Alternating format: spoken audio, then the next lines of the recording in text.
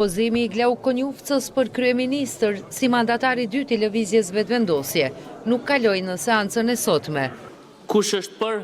Kuvendi i Kosovës ka votuar kundër formimit të qeverisë propozuar me kryeministër Glau Konjufcën.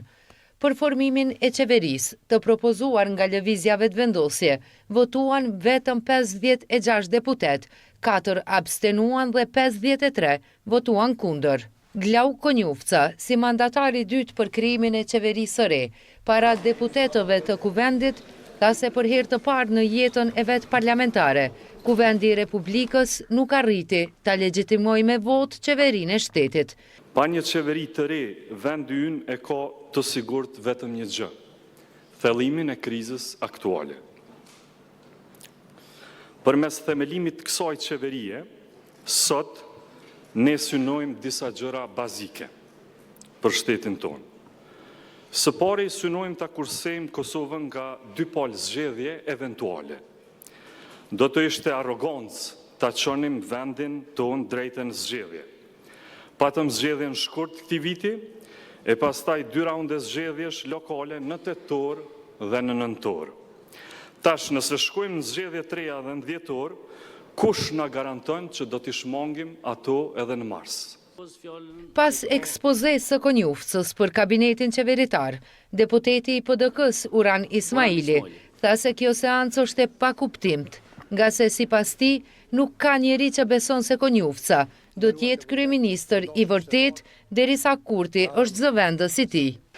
Kosova ka hyrë në një mentalitet bllokues dhe arkitekt i këtij mentaliteti bllokues është vetë zoti Kurti. Është dëshpëruese me pa kuvendin e Kosovës me këtë mentalitet bllokues që 10 muaj. Ndërsa lideri i LDK-s Lumir Abdigjiku tha se Republika jon prej një kohe po udhhiqet jo nga arsyeja, por nga një realitet paralel që e sheh vetëm një njeri politik në vend, Albin Kurtin. Për fat keq, shteti ynë, shoqëria jon, Republika jon ka një kohë që po udhhiqet jo nga arsyeja, por nga një realitet paralel që e sheh vetëm një njeri politik në vend, Albin Kurti.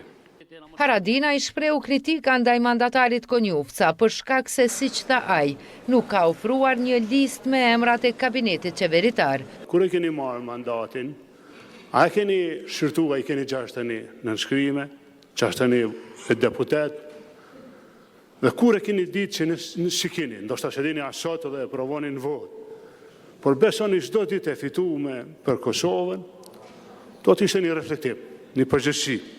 Edhe deputeti i listës sërbe Igor Simić ka thënë se kjo parti nuk do ta votojë as mandatarin e dytë.